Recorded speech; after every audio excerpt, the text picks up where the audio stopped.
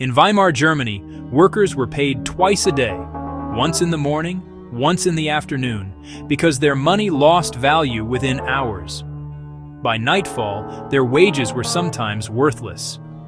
This wasn't just inflation, it was the collapse of an entire monetary system in real time.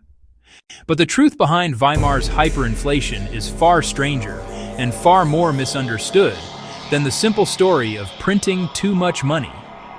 The real cause lies in a chain of hidden political pressures, external demands, and monetary decisions that created one of history's most terrifying economic failures. And the blueprint it left behind is now repeating in ways the world isn't prepared for. To understand Weimar's downfall, we must step inside the fragile world Germany inherited after World War I. A nation burdened with enormous war debts, a new government struggling for legitimacy, an economy devastated by the loss of industry, territory, and social order.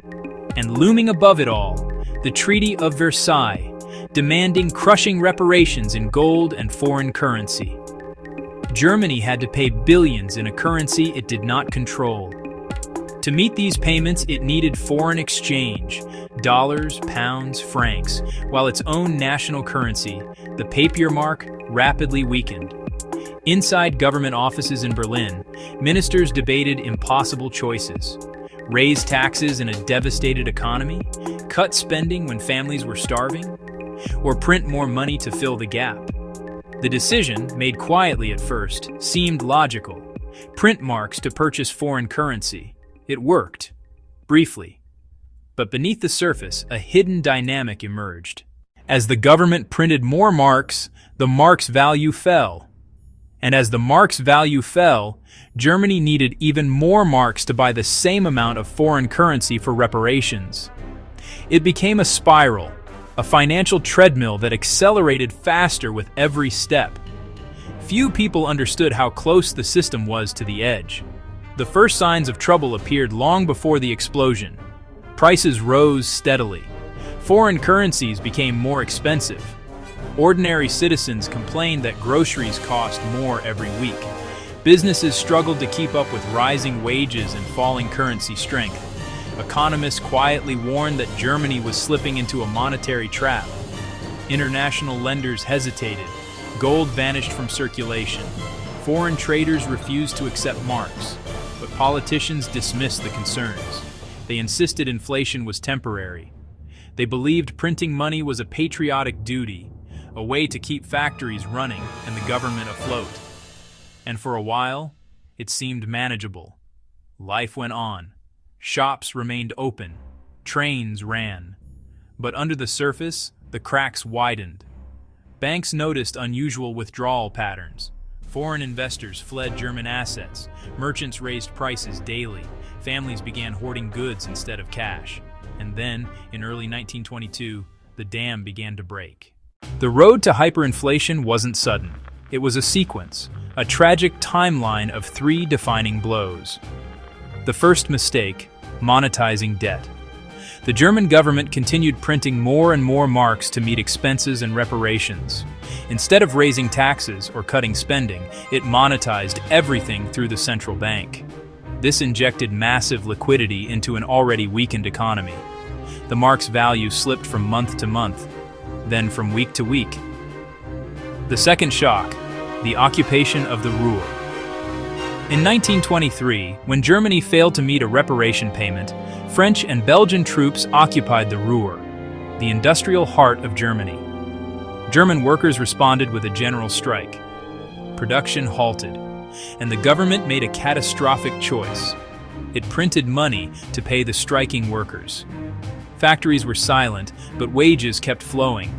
No production, no exports, just printing presses running day and night.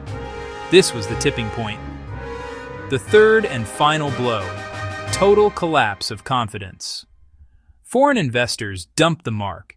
German citizens began fleeing into hard assets: coal, wood, metal, food.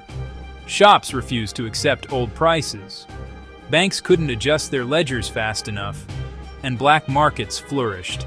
Confidence in the mark evaporated, and once confidence vanishes, money dies. This is where everything snapped. Inflation accelerated into madness. Prices doubled every few days, then every day, then every few hours. Families carrying wages in baskets watched them lose value on the walk home. Children played with stacks of worthless banknotes. Restaurants updated menus several times a day. Buying dinner became a race against time. People rushed to spend money immediately, not tomorrow, not tonight, but now, before their cash lost value. Banks collapsed under impossible workloads. Printing presses ran 24/7, producing notes with absurd denominations: 10,000 marks, 100,000 marks, 1 million marks, 10 million, 100 million, 1 billion, 100 billion, and finally, the infamous 100 trillion mark note. Bartering returned.